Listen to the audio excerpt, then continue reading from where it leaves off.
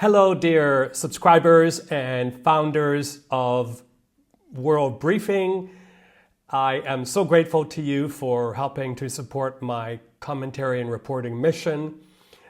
Life goes on, my work goes on because of it, and in a week from now, I will be speaking to you from Ottawa or New York or somewhere in between as I prepare to bring you really special insights, gossip, behind the door stuff from UN Week in New York.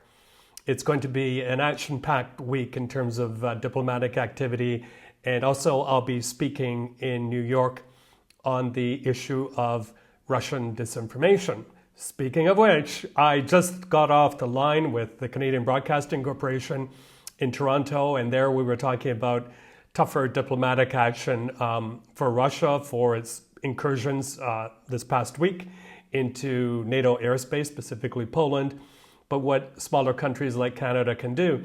Let me just set this up for you. So yesterday or the day before, the Russian Consul General in Toronto tweeted out via the Russian Embassy in Ottawa that he visited a care center and pinned on awards onto Russian veterans. Now, this may look harmless on the face of it, but this is clearly a slice of or an example rather of Russian soft power at work. Why he was allowed to do that, I don't know. You know, this is their efforts in trying to win hearts and minds of vulnerable or naive people in Canada. In response to the Russian incursion into NATO airspace, Foreign Affairs Minister Anita Anand, as she should have done, summoned the Russian ambassador for a little chit-chat.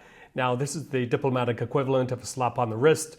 Everyone knows their role, everyone knows what they're going to say, everyone knows the consequences. It's actually a very light slap on the wrist. What Canada could have done or should have done quite some time ago is expel many Russian diplomats from Canada. These are not Boy Scout diplomats at work. These are very, very likely members of the intelligence agencies working undercover.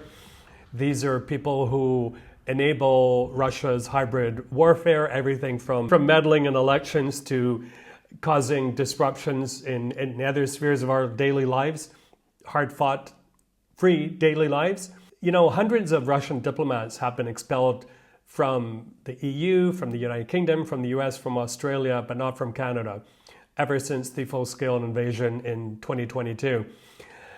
Canada's argument, as I understand it, is that it fears that if it expels Russian diplomats, there are only about 60 or so Canadian diplomats left in Moscow, that it'll force the closure of the embassy there. Well, you know what? So be it. As I told CBC, Canada doesn't have embassies in certain other capitals. It works with allies to represent itself there, to provide services to Canadians. So this would send a message to the Russians for sure that it isn't business as usual. And then as for the Europeans, I think the response was pretty much a whimper. Article 4, NATO's Article 4 was invoked. That allows for consultation between the NATO states, but much, much more needs to be done.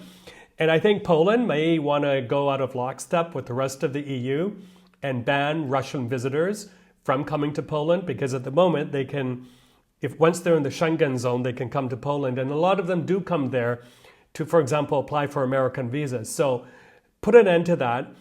Yulia Navalny, the de facto opposition leader of the Russian opposition, said that, oh, no, this is not a good idea because it punishes ordinary Russians. Well, you know what?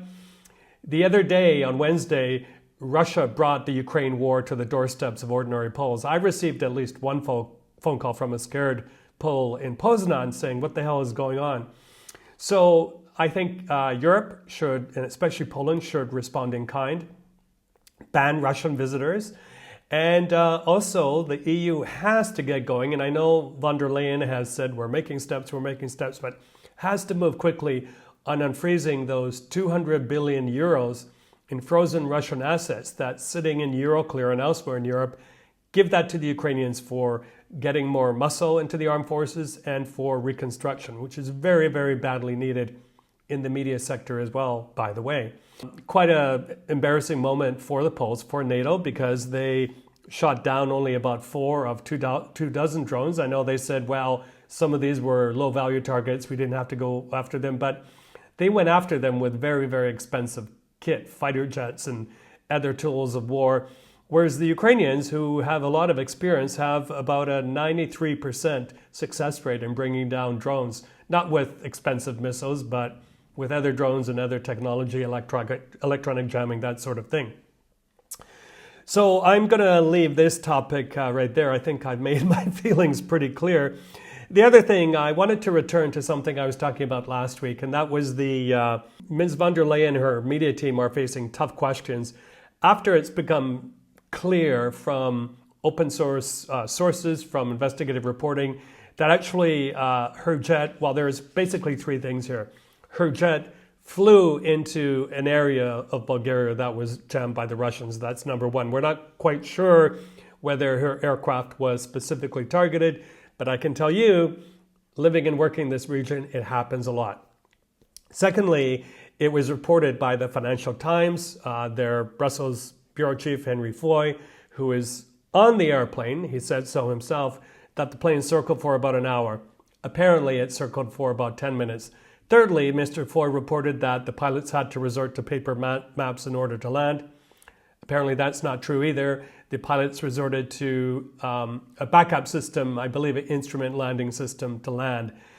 Now, what happened next, and I'm talking to you as a former UNICEF global spokesperson, as a former spokesperson for the OSCE, Special Monitoring Mission to Ukraine. So what happened next was reporters, the Brussels Media Corps, put tough questions to the EU spokesperson. Did this really happen? Did it circle for 1 hour? Did the pilots use maps? And she didn't push back against any of this. She said, we're not commenting on the reporting. She said, GPS jamming is a really, really bad thing, and we're angry about this. But she didn't confirm or deny. Also, I know Paula said on Tuesday that they had to circle the runway for longer than, the plane took longer than was expected. Did it take an hour? The FT reported that the plane circled for an hour, so I was wondering if you can confirm those two things as well. Thanks. Thanks. I don't have much information to share on the latter part. We have never given a delay ourselves or information on the timing ourselves.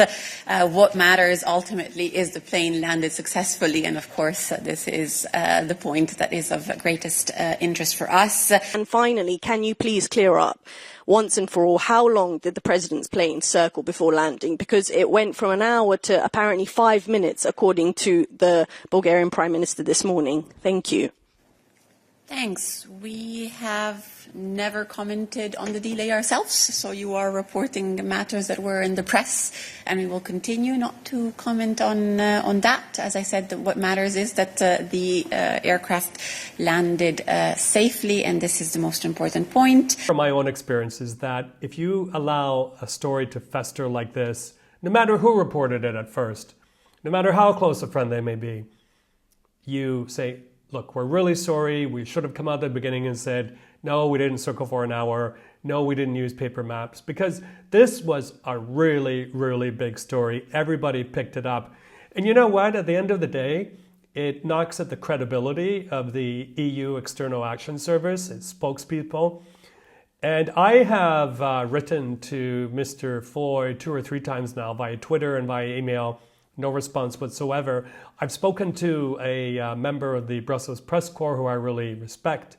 That person said he hasn't been seen since. No statement has come out. So come on, guys, let's set the record straight once and for all and get this over with. Again, I thank you for your support of World Briefing. I find it such a privilege to be able to report on a daily basis to you, to give my insight, my commentary, to take you behind closed doors and tell you what's happening. And I'm looking forward to this upcoming trip. I'll be going to Moldova first. Of course, there's parliamentary elections coming up there at the end of September, where a lot of Russian manipulation, disinformation has been spreading. I'll be having a look at that, talking to my sources, and then off to Ottawa, and then to New York for UN Week. And I'll be giving talks again in New York. In Ottawa, I'll keep you posted. Everyone have a great weekend and a safe week ahead.